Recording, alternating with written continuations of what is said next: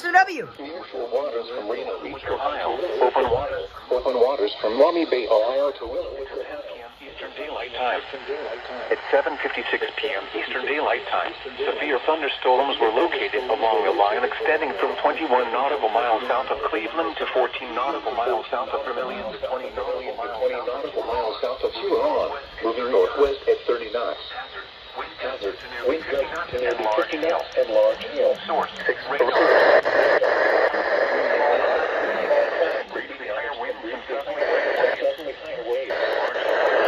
structural damage.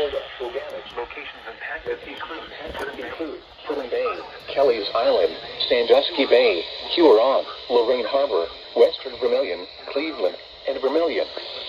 Frequent lightning is occurring with these storms.